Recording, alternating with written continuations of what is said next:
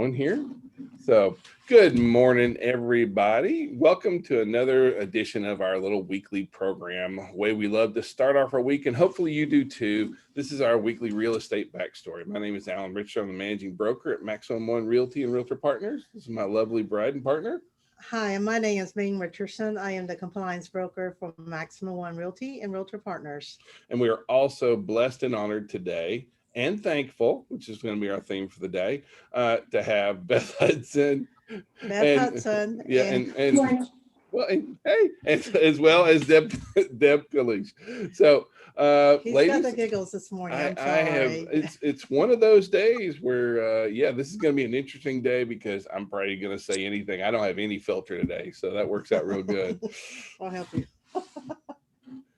So, Ms. Beth, how was your weekend? It was good.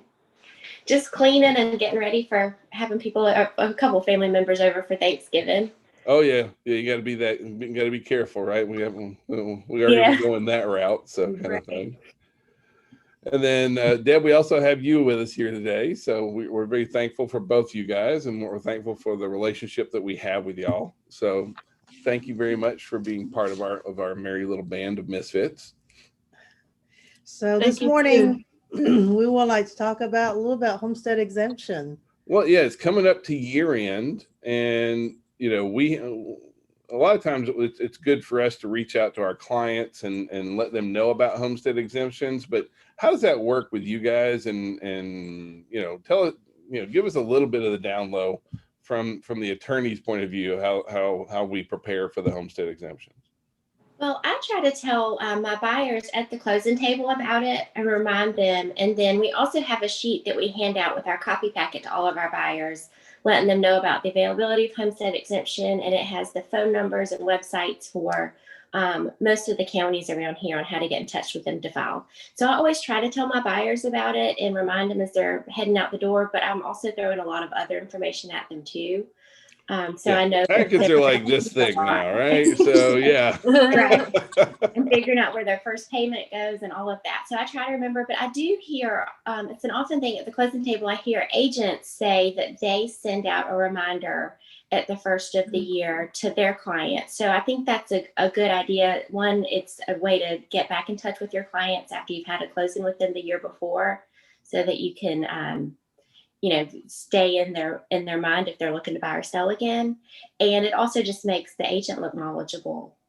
Now, what is it that we as agents need to provide to our buyers that let's say they bought a home in July of last year and, it's coming up January 1. What do we, if we send them a reminder, is there anything else that we should need to send them? Well, you can actually send them the application form. The application form is available online, and it's a PDF form that you really can Google Georgia Homestead Exemption form, and you could send that to them. So it's one less step that they have to take to find that form, and they can fill it out. I mean, they're the ones that have to go to the tax office and fill it out, but it might be helpful if you provide the form to them. Okay. So I can talk a little bit about exactly what it is for a minute, just Please. Because. Well, first of all, a homestead exemption is for somebody that actually occupies a home and considers the home their legal residence. And you can only have it on one home at a time. So a lot of times people ask me that because they might be moving, they bought a new house, they're moving in maybe 3 months, but you can only have it on one house at a time. The standard homestead exemption as a primary residence is usually about $2,000 off of the 40% assessed value of the home, but every county is different. And there are other tiers of exemptions other than homestead, right. Like, senior exemptions, disabled veterans have an exemption. There's other ones. So if people can get on a tax assessor's website for their county, it will describe all the various tiers and see what they could qualify for. And the deadline is April 1st of the year after you buy the house. So if I bought a house today, I have until April 1st of next year to file my homestead to qualify for next year's taxes. So it is, you can do it when you get your deed, there was a lot back a long time ago. You can only file it between January 1st and April 1st. But now you can file it after you get your deed from our office. You can take that recorded deed. And some counties, I think you can do online, but I'm not sure which ones. But you have to have the recorded deed information, and then you can file it anytime. Wow, that's some really actually good 1st. information. We do, you know, for us, I always thought that, I mean, I guess we're kind of behind the times. I thought we couldn't do it until January 1 still. Right. No, you can do it anytime between the time you get anytime you get your deed and then up to April 1st. So they did change that a few years ago.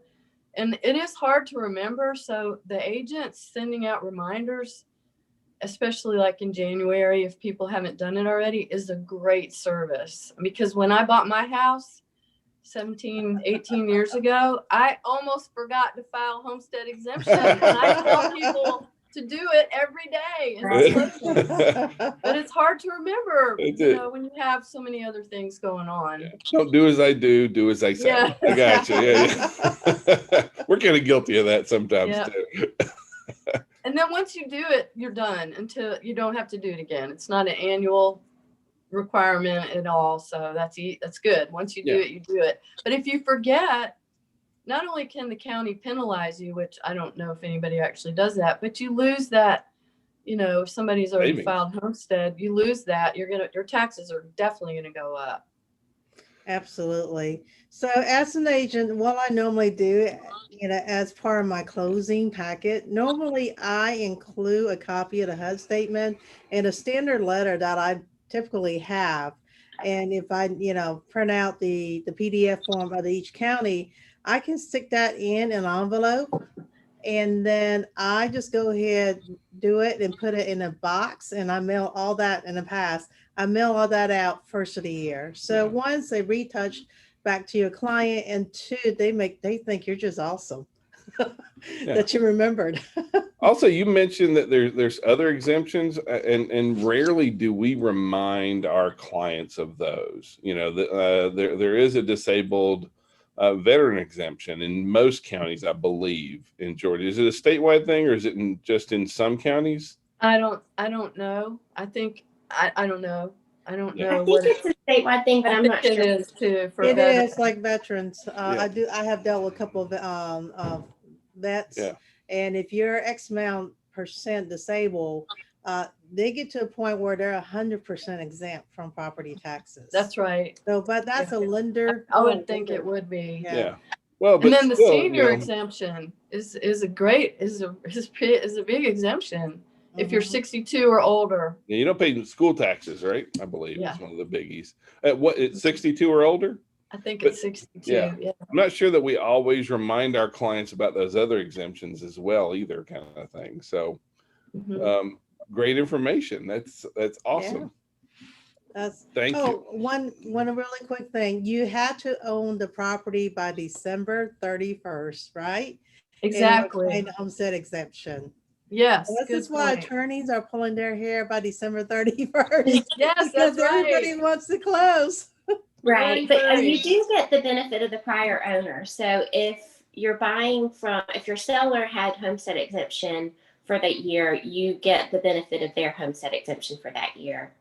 So as long as you remember to file, for your buyer remembers to file, then there shouldn't be a change. But if the buyer's buying from an investor or somebody that didn't qualify for it, then there may be a year where they don't get it. Stuck for a year, basically. Right. Kind of thing. Yeah. Okay. Very good. Well, that's very helpful. Yeah, I mean, amazingly helpful, actually. So now, do we? Sometimes our clients will say, "Hey, can you get me a copy of my deed?"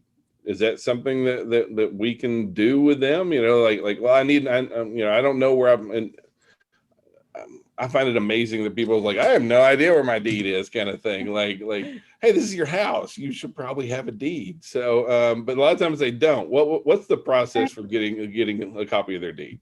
Well, I always give an unrecorded copy of the deed to the buyer at closing.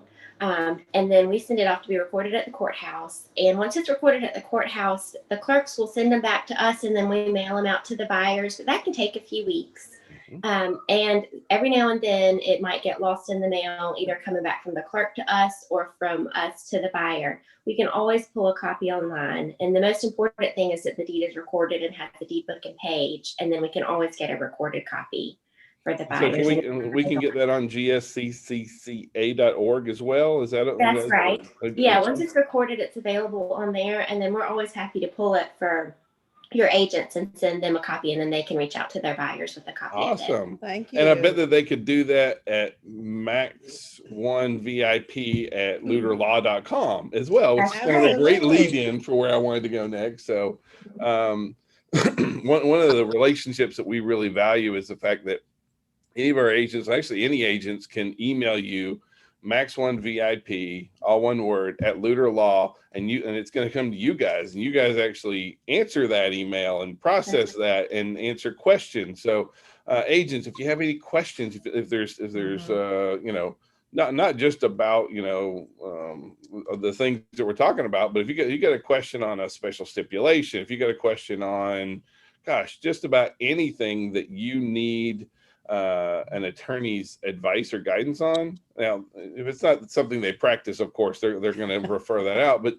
generally speaking, having a resource where you can go to a closing attorney and be able to throw some of the crazy scenarios that we come into contact with sometimes is just a huge, you need to have those kind of relationships. If you're going to be really successful in our business, these are the kind of relationships you need to have. And so having that email access and direct access to you guys, we value that a lot. And we really appreciate that from you. Has that been working good for you as well?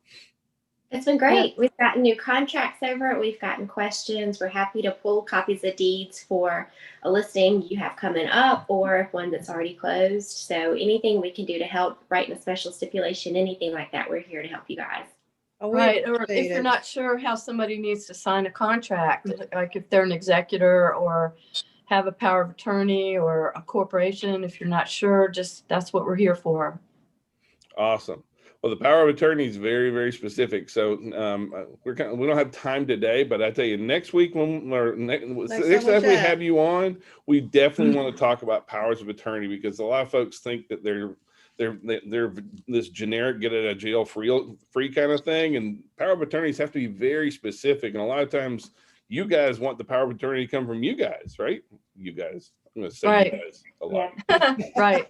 So, but we are going to talk about that next week or next time that we have you guys on. We'd love to kind of pick your brains on powers of attorney, because I know that sometimes that's a stumbling block that a lot of us have. It is. It's been more common lately because of the pandemic. So I think that would be a great topic. Okay. Well, then that's going to be our next chat. So, but wrapping up today, this is Thanksgiving week. Are you guys, what are your hours of operation this week? We're here today, tomorrow, and Wednesday, and then we're closed on, of course, Thursday and Friday.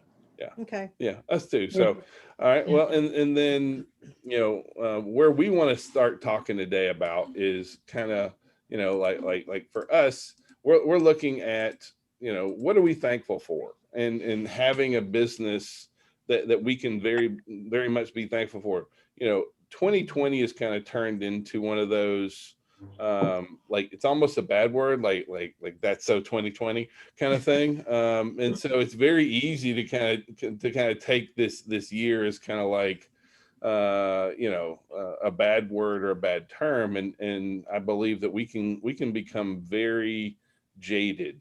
And at the same time, the majority of our business as realtors is that, our business comes from people we know and people that know us. And so we're a relationship business. So, thankfulness, readiness to show appreciation and to return that kindness to our clients is really, really important. And so I believe that on the attorney side, relationship with agents is kind of the same way. Wouldn't you guys agree?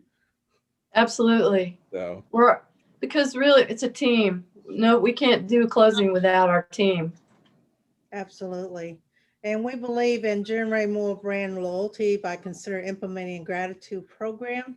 So therefore, can serve as a basis of relationship beyond the transaction. We have some agents that are out here that does nothing but referrals. And my goodness, that's a warm referral. And not only that, when they refer someone to you, it's all instant credibility. Yeah, it really is. You're not trying to prove anything or having this, because our industry sometimes look at us in the way of trust. And you're dealing with someone's biggest investment in life, and they want to make sure they can trust you with that money. Yeah.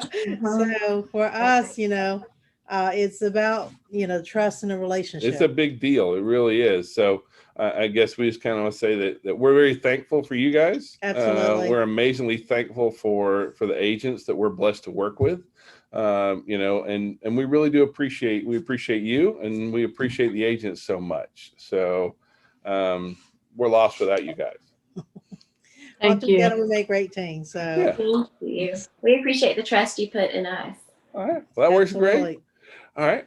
Well, we kind of want to transition now into how can real estate agents effectively show gratitude to their clients.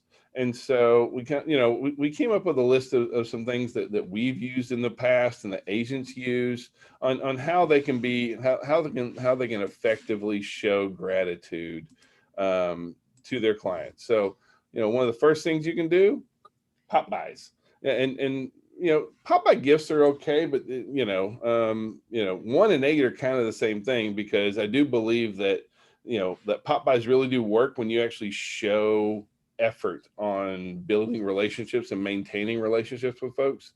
That's a big deal. Absolutely. And I had an agent who was apparently very famous for her pie.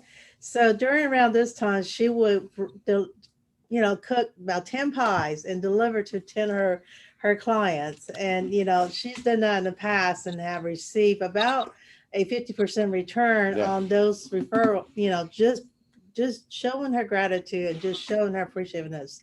And she's got 5 referrals from those 10.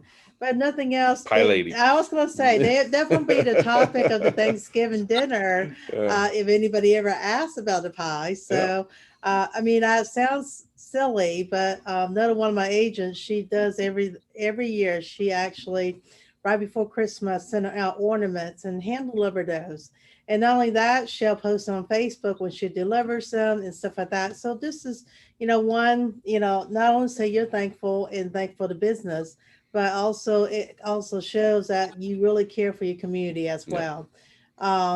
Next is handwritten notes. I can't tell you what a big deal a handwritten note is. Especially now in COVID. Yeah. I'm going on probably, I got a couple of handwritten notes last year, but I think I've only had one this year. Handwritten notes go a long way. If you think about how many handwritten notes you get, that kind of goes to show you what a big impact that is. You remember a handwritten note when it's sent to you, and taking that time, that's a big deal. And that really does show that you're very thankful. And when you write a handwritten note, let folks know how much you appreciate them, kind of thing.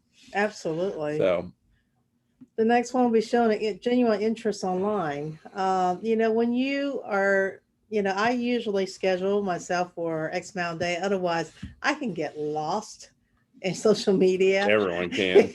So, but what I do is that when I do read them, I go in there and I'll put a comment in there, because they do matter to me. My folks, my community do matter to me. So I always lift in a prayer if they need it, or congratulate them when there's something they want to celebrate something, but be engaged.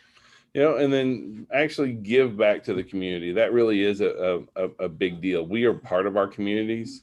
And so we believe in giving back, and realtors and agents. Gosh, we're a bunch of really giving folks. So giving back into the community, that's one of those things where you don't necessarily give to get. Absolutely. But it does kind of work that way sometimes. And I'm not saying that's your reason for giving into the community, whether it's your time or any of your resources, that kind of thing. So the next one is throwing housewarming party. How awesome is that if your agent will just bring some snacks and stuff like that? Well, I know with COVID right now, things are a little difficult, but you can do a virtual housewarming party. I have seen virtual cocktail hours. So, doing things with online games to be a little more creative, what is housewarming party or a get together or what have you, it does connect, us individually to the other folks that you want to reach out to. Yeah. Next is one of the best ways to get a referral is to give a referral. So refer your clients. We build very close relationships with our clients. You get to know, hey, I have this business. Refer those clients out. That's a really wonderful thing to show your gratitude. And then that ties in with the next one, and that is actually be their customer as well. If you have a client that is a CPA, well, now start using them for your accounting needs, that kind of stuff. At the end of the day, though, it really does wrap up. Our final one is that spend time, meet in person if you can, meet over Zoom if you can't. But trying to it's about effort and contact is really what it really comes down to, whether it's eye to eye, ear to ear, belly to belly. If you can meet folks, that's just one of the best ways to really show your gratitude, kind of thing. So you taking over for me? Yeah. Okay. All right. All right. So we are we kind of want to jump into some of the news this week. And so the first one this week is that mortgage rates for the 13th time this year have dropped. Again. We hit a new record low. Every time this happens, I say, you know what? It's never going to hit this low. We're not going to go any lower. And for 13 times, I've had to eat crow. So yeah, I don't, at some point they're just going to start shoving money in our account, kind of thing, because it just every time I say it can't go any lower, and then it goes lower. So it's at, last week, the 30-year fixed rate was at 2.7, which is nuts kind of thing when you think about it. And that's why, we're seeing, to me, the interest rates is one of those things that's really driving so much of our interest in what's going on into the real estate market. Absolutely. Mortgage applications this past week were up 4% from the week before, but even more importantly than that, they're up 30% over last year. Okay. Like we have a third more buyers than we had this time last year. Normally this is our time where let's sit back, take it easy, I mean, we're gonna eat some turkey and get ready for Christmas, and we're not gonna do a whole lot. Well, buckle up, because it is still on right now. Our mortgage applications are almost 30% more than last year. And so we have clients that are very interested in buying homes right now. Refis were down just a tick, but still refis, even though refis were down 2% last week, they're 100% over last year. Yeah. So with the interest rates where they are, it's really hard. While purchase applications were up huge, refis were up even more so last week. And just know, if your clients doing refi, let them know to expect longer wait time, because right now the lender are trying to get purchaser in first due to displacement issues. And so refi, because they're already in their house, is not as urgent as a new purchase. Yeah. Okay. All right. Also, we had the numbers from October came in, and existing home sales were up 4.3 from the month before, which, when you look back and you think, gosh, October up from September, when's the last time that happened? Never, kind of thing. I mean, because normally, we come out of summer and it starts tapering down kind of thing a little bit. Not this year. October sales were up 4.5% almost. And so, overall nationwide, 72% of all homes were on the market for less than a month. And so that's some of the best numbers that we've ever had, kind of thing. Right now, sales is up 26.6% over last year as a nation. Here in the South, overall, here with us Southerners kind of thing, home sales were up 3.2% over the prior month, and up 26.5% over last year for in the South. Median prices in the South came in right at $272,000, which is a 15.7% increase from a year ago. that's the number that scares Al a little bit, just to be real honest with you, because I don't know anyone that's necessarily earning 15% more than they were last year. For most folks, to see that these price increases are moving, 15% over prior year, that's one of those things that makes my heart skip a little bit of a beat, because I don't want to see us creating a value bubble. And so, well, we're seeing a little bit of the appraisal issue right now too. Boy, that really is. Agent, make sure if your client is asking for a price that is beyond the market, ask them go ahead and get an appraisal done, because one, it will settle the list price, and two, that when the appraiser do come in, they have some data to go by on where your seller feel this is a justifiable price for their property. We're also seeing different loan products are having more issues than others necessarily. VA is probably our toughest one right now, followed closely by FHA. And that's the reason that your sellers can choose that have the ability to approve the type of financing that your the buyers have for that property, because a VA appraisal is completely, maybe not completely different, a little but more stringent. But it is, they also, the thing is that the appraisal guidelines for VA and FHA, they only let prices move up to a certain point. They have a stopgap in there, which is much more in place than it is just for, say, a conventional loan with a conventional appraisal. The rules are a little bit different. So we're seeing that VA and FHA are kind of tougher right now to get some of those approved, at that price point. So we're having to be very, very diligent about our values. We have to make sure that our values are straight. The idea of just putting it out there and just letting the price get driven up. Right now we're seeing where a lot of buyers are going in and they're making crazy offers because they know it's not going to appraise anyway. But that creates a whole new dynamic that you have to deal with when that happens, because now you've got like at that point they paid for appraisal, they probably paid for an inspection, they've worked all those details out, and now you're having to hash it all out again after the appraisal comes back in. There's already a lot of money spent. It's tied up, and a lot of times we end up with some really hurt feelings and aggravated buyers and sellers in that case. And it all boils down to education. If you can just educate your client on either side of what the market's doing and how the trend is going, that way there's no surprise. Now, if it comes to where it did appraise, that's a pleasant surprise. Okay. But do prepare them for the others. Yeah. All right. U.S. housing starts came in at its highest levels since like 2007, since right the last time. Yeah. Well, but it's not that time of year. It hasn't been this good since 2007. Yes, that was kind of like the apex of where we were on the prior market, but that's not what we're heading into. Times now are not the same as there. Right. Basically builder confidence has moved to an all-time high.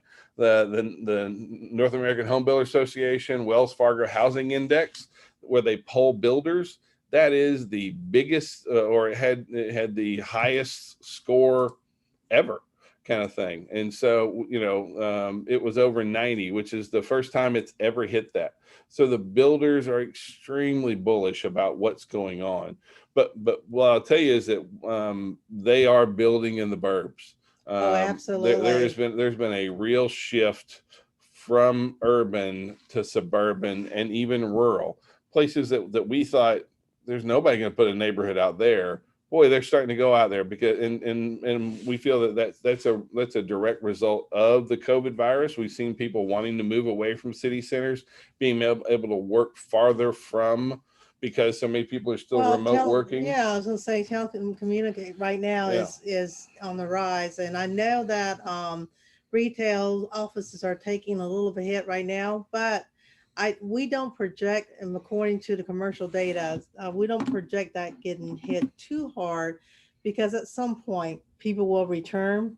And once we have a stability in this virus. But that kind of leads us into the next topic. And that is, COVID cases are spiking right now. We have to be smart about what's going on. We need to stay diligent. When we were at the height of the original rollout start of the whole COVID, pandemic, right. you know, we had to learn how to do real estate during COVID. And now we've been going through it, and we're just seeing folks that are, and I'm not a fear monger. I don't mean it like that, but we saw where, as an industry, we were really paying very close attention to our clients' health, to our customers' health. We were being very conscientious of it. And it's one of those things that it's just kind of a natural progression, I believe. You know, people just kind of get like, you know, a couple of months ago, you go into the store, everybody's masked up, everyone's being smart kind of thing. Now it's, you know, they're Half all, on, half off. yeah, yeah. It's, you know, we're protecting our chins now with a mask is really kind of what's going on. So we need to be smart. We need to stay diligent with what we're doing.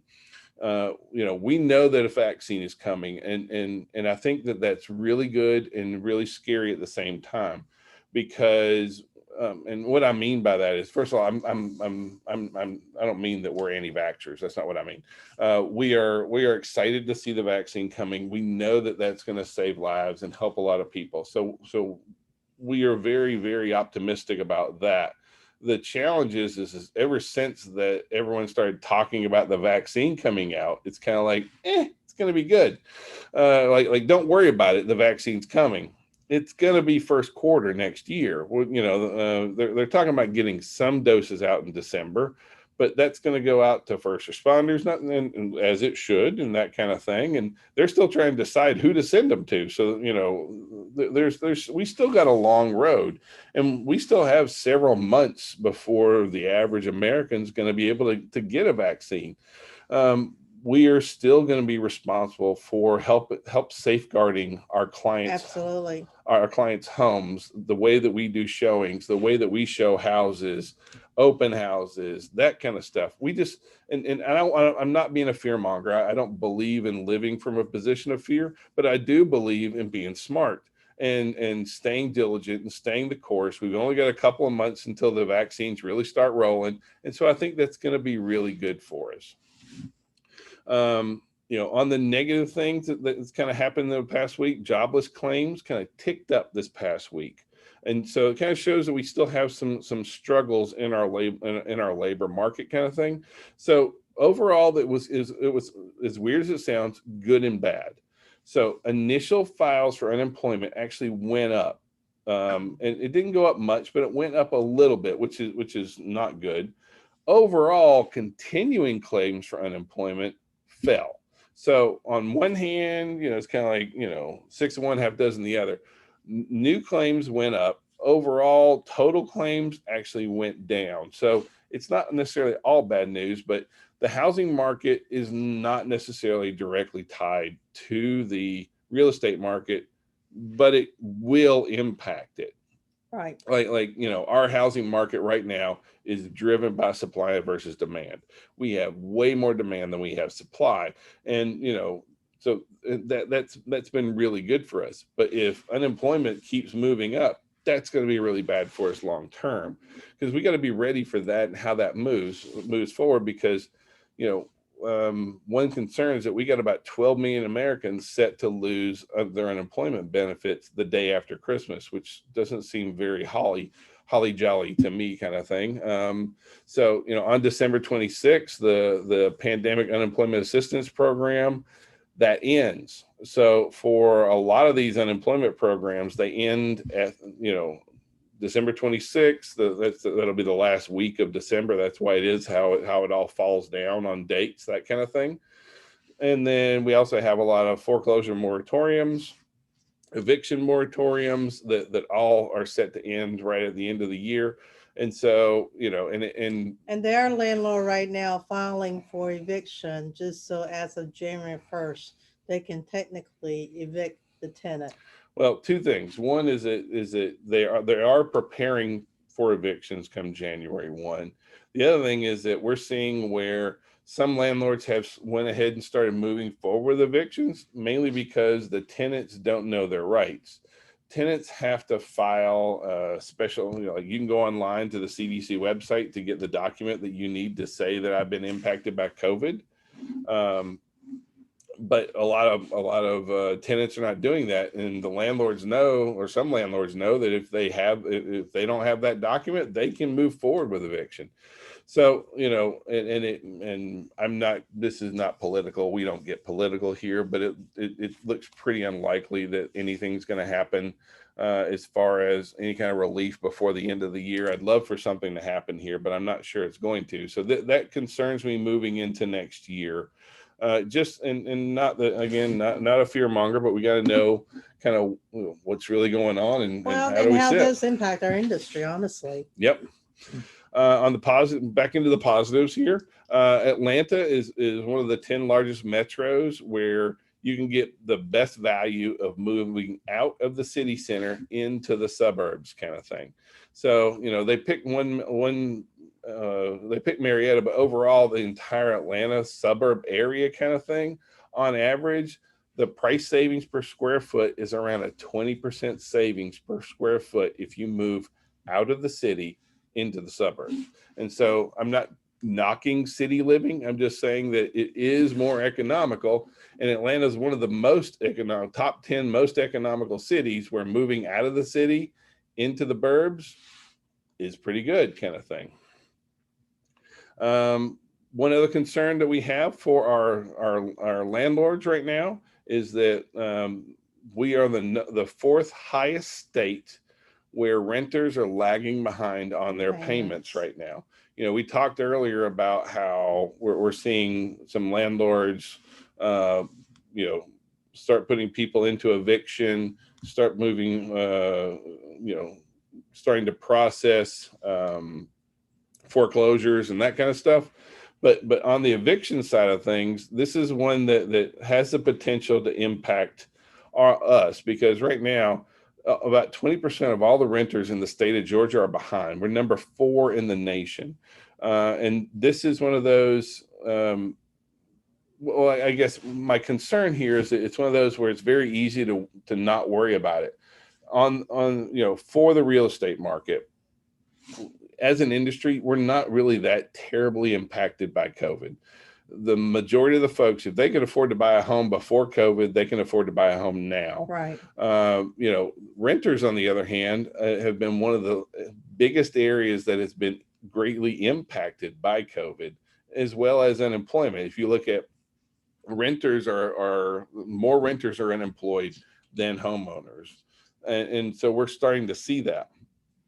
Where this has a couple of potential impacts for us is one on the landlord side of things, because we have a lot of landlords that are legitimately taking it on the chin. I'm not trying to make the landlords out to be all the bad guys here, because the landlords are still having a mortgage to pay. Absolutely. If your tenant isn't paying you and you can't evict them, and you still have a mortgage to pay, that's a tough spot to be in. And for a lot of our small landlords, that's a very challenging place to be on there. So we are expecting to see a lot more evictions coming up. We are going to start seeing a lot of things happening. We need to be ready for that and do the best that we can to try and assist folks in there. The challenge is that there is a lot of folks looking for rentals, and there's a lot of demand for that product. So there's definitely a lot of places for folks to go there, kind of thing. We're going to continue to see that essential services battle is coming back at us. We've seen an uptick in COVID. And so every time that this has happened throughout we only had a couple other things, but this one looks to be much higher. And so understand that real estate is considered an essential service. They've even started moving builders and construction into essential services, kind of thing. But even if you are an essential service, still make sure that you're making sure that you're managing your safety, kind of thing. All right. The Department of Justice filed an antitrust lawsuit against NAR.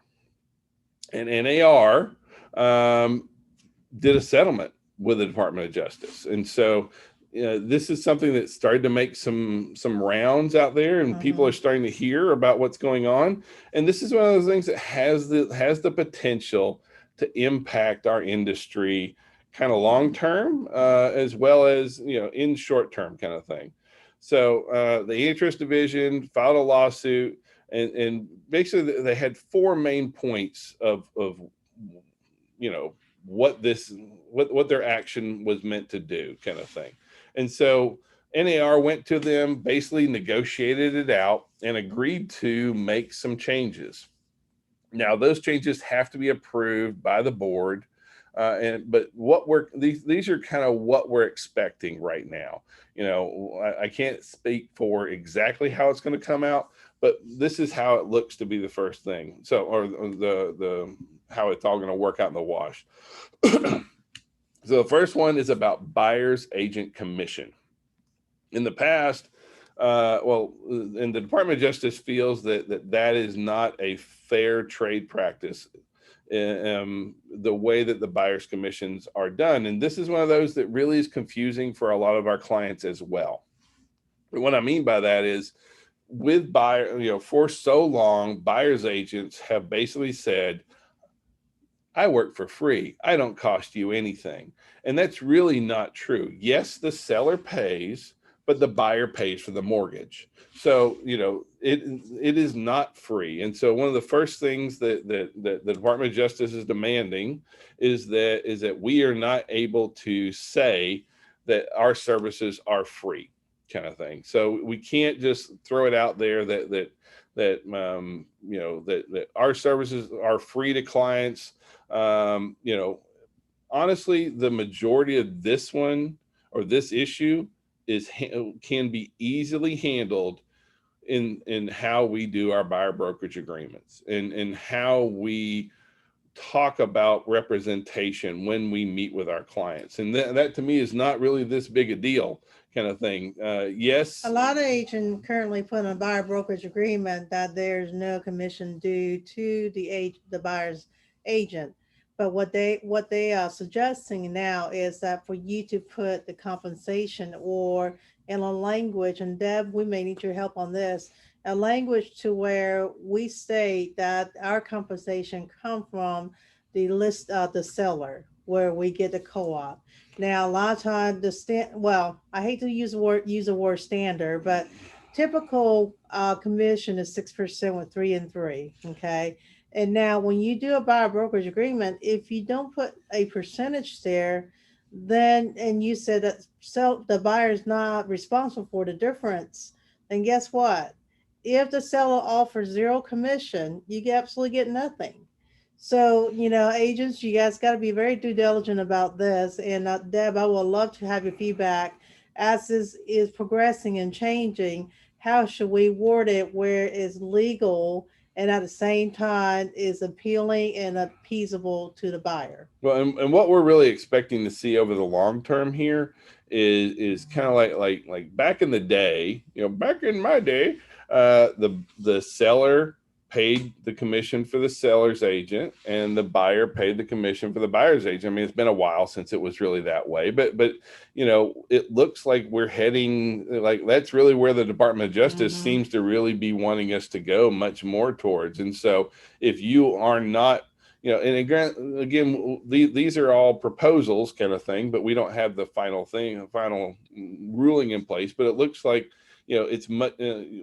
We are going to have to start preparing ourselves to have that discussion with our buyer of, if the seller is only offering a 1% commission, and for my services, it's going to be 3% of the purchase price. That's what I charge, because that's what I'm worth, and these are the services that I provide to you. The days of being able to say the seller pays and it's free, those days look like they're coming to an end. We're going to have to start negotiating our buyer's commission. I mean, our buy side commission, right, on that side of things, kind of thing. Deb, did you have anything or Beth, did you guys have any thoughts or comments on that right now? Well, I know it's early, so. Yeah, this is new to me. I haven't heard about this, but it does seem to me that I could see where they're coming from in terms of saying that it's free for the buyer side, because I guess you could argue that the sales price might be higher to accommodate the buyer's agent commission. So possibly if there wasn't a buyer's agent and the seller's agent only took 3%, then the sales price might be lower. So I could see maybe where they're coming from Well, from but a that. lot of agents for a long time is like, hey, I'll represent you, but the seller pays, I'm free. Right. You know, Right. and And you can't do so that no more. and that's gonna, you know, the new rules changes, you know, that's gonna be something If that, they get that passed to goes the away. NAR. And so we're gonna have to be prepared to handle that change. Well, I suspect if that, whatever they decide, it'll come through NAR down to GAR and they'll change the forms. Yeah. Absolutely. You know, I mean, and I do think filling out on the front of the buyer's broker agreement, I think you've got to fill out something that says if the seller doesn't pay, you have to pay me.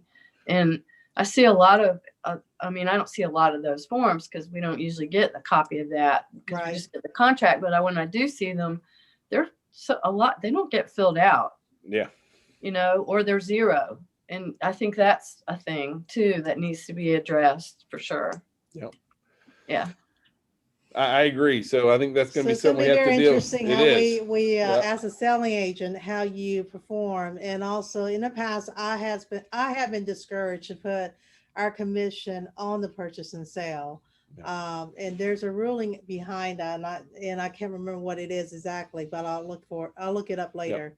But that was very discouraged in the past. Well, the next point that they want is that now they want the buyer's agent commission to be listed in the MLS. What they're paying has to be visible and made publicly available, kind of thing.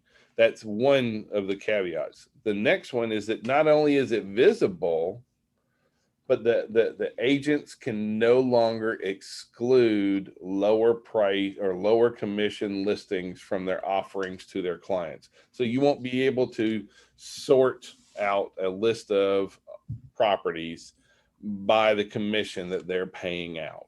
That will not be a search function, and you won't be able to omit that, and it will show it clearly on there. Those are two of the things.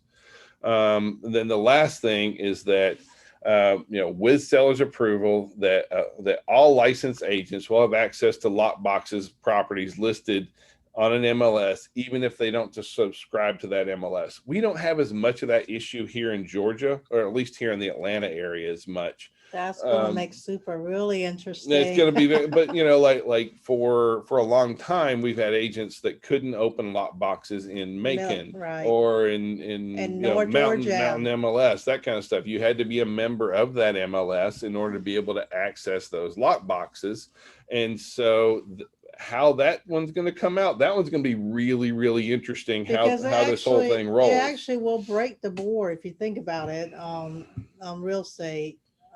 Because right now, the only way you can get lockbox at a certain location is that if your broker is a member of that board.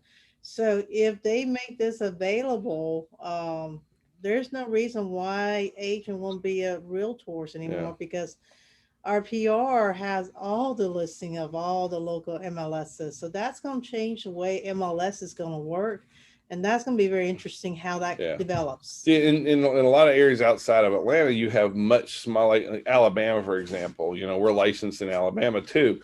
And over there, you'll have an MLS that will just have one particular city or one county kind of thing. And if you want to go to the next county, you have to be a member of that board in order to access those lock boxes. And so that's crazy. But here's the deal. The NAR has already agreed to these changes in theory, and it's going to go in front of the board. There's going to be a lot of fodder that comes out of this still. And there's going to be a whole lot of stuff going back and forth about these rule changes and what they mean. And so, you know, that's one of those things where we're kind of excited to see where it comes, because it's not all necessarily bad. But, you know, if there is one constant in the real estate world, and that is change. Absolutely. If you're looking for an industry where nothing new happens, you know, you're in the wrong place. Okay. So you know, it's never going to get dull. It's never going to be boring. And you know, we need to go into this with eyes wide open. We you know, we as a brokerage and you know, as an industry, you know, can I say exactly where all this is going to work out? No, but can I say that we're gonna still protect our clients and we're gonna protect our agents and all the way through? Absolutely. Will we have to adjust how we do business? We will always, just like with everything, how it was with COVID, how it was with iBuyers, how it was, there's always going to be challenges to our industry. Don't let this set you on fire and drive you over the cliff kind of thing. So we really appreciate you. I hope this has been a helpful addition. I hope we didn't confuse you crazy with the whole lawsuit and that kind of thing and what's going on with that. But we do want to express our gratitude to you. I want to tell you how much we appreciate you spending your, starting off your week with us. If you're our agents, we appreciate you. Honestly, anybody in the industry, we really, really do appreciate you. So thank you so much. We hope that you have a wonderful week. Deb and Beth, you guys want to say bye? We appreciate you too. Absolutely. Y'all have a great All right. Thanksgiving. Everybody have a great Monday. good turkey day. Thank you. Forgot your signals. Oh, yeah. Call, text, smoke signals. We answer it all. Bye, everybody. Have a great Monday. Happy Thanksgiving.